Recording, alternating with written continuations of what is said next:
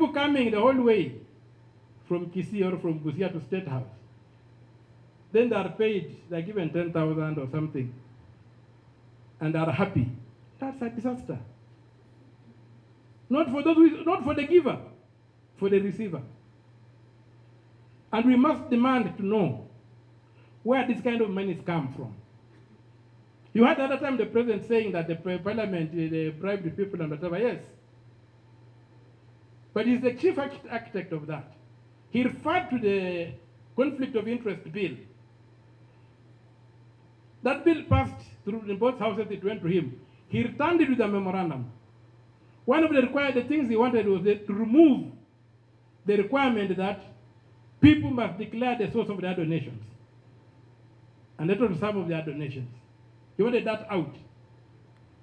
And it's at that point that he began buying MPs to pass that rejection of his. There's a requirement for an act of parliament establishing the national treasury. So that the national treasury is conceived to serve equally the 47 counties and the one national government. The national treasury was never imagined to be a ministry in the national government. And when you go to section 11, that's what happens. You are told the national treasury shall be the cabinet secretary for finance and the principal secretary and the departments. And who appoints the national treasury? Who appoints the cabinet secretary? The president. Who appoints the PS? The president. Who can fire or remove them without recourse to anybody else? The president. The pleasure doctrine is entrenched in the way the cabinet operates.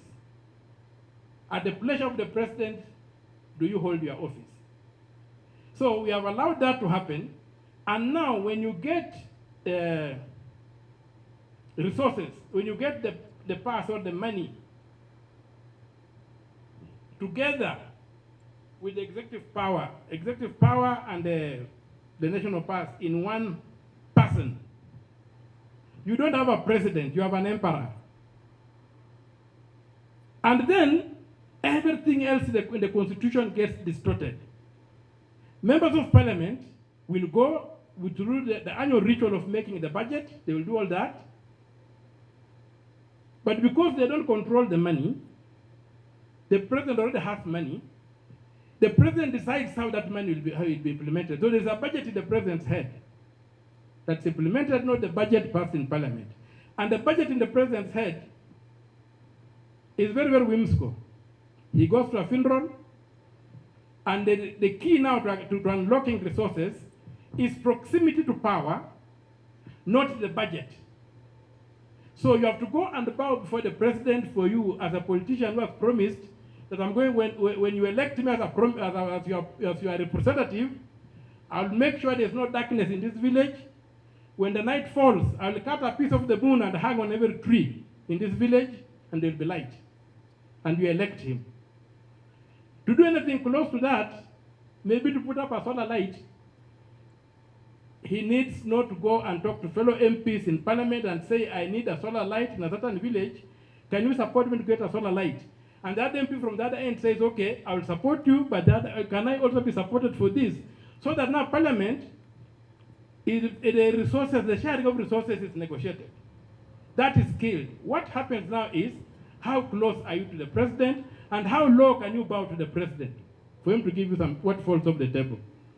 And if you are going for what falls off the table, you cannot pick what falls off the table when standing straight. You can only pick what falls off the table by bowing down to pick it.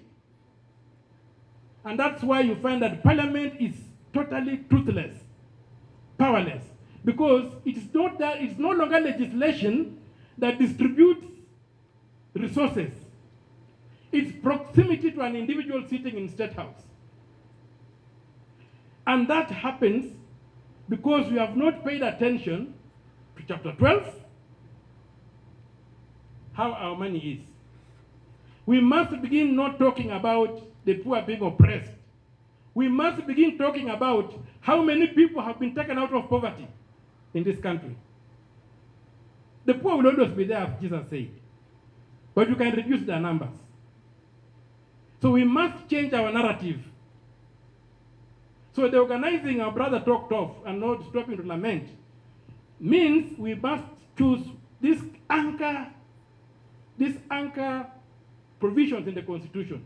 I'm very happy that provision on human rights, chapter 4, has really been taken care of.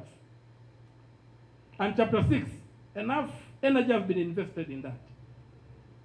But chapter 7, there's hardly any energy that has been invested in chapter 7, to a point where you find even the Supreme Court judges have written articles saying the time you have given us is too short. You find the question where the Supreme Court judges have made verdicts saying technologies have not worked, technology fails. Yet anybody with a scientific mind will tell you that technology never fails, except when it encounters one or a combination of the three: incompetence, negligence, or sabotage. So instead of looking for those three in the claim that the 2013, the technology did not work in 2013, instead of looking for that, they swallowed the lie and came up with the fact that the technology does not work. Therefore, you need a manual system. So let us invest time in this particular activities, and let human rights be about making people rich, not keeping them out of prison. There's a prison that is invisible out there. Sleeping hungry is a prison. You can walk free on the street, but you are going to be hungry. Being denied an education is a prison. And all these things require money. They don't require summons. They don't require lectures. They require hard cash. And we must get serious about protecting our money. The framers of our Constitution did an excellent job. Many constitutions don't have chapters on public finances.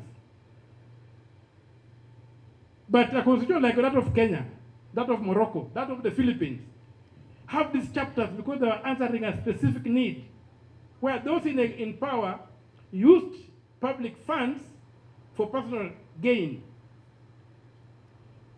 And me as a civic Republican, I'm not a liberal, for those who think I'm a liberal, I'm a civic Republican. And I've always demanded whatever my activity has been, and one reason why I went and became a man solo at some point is because my political ideology is civic republicanism. Having a strong state, having a strong republic. If you look at Article 238 on national security, having a strong Kenyan state, having a strong economy, having the rights of the people protected, and making sure the common good is the North Star of whatever we do. That is why I'm a civic Republican. And that's why I'm pleading with this grouping today that we go forward and also include chapter 7 and chapter 12 in the agitation you have had, pushing chapter 4 and chapter 6. Let us demand to see rich Kenyans. Let us demand to see wealthy people in the villages. Let us demand to see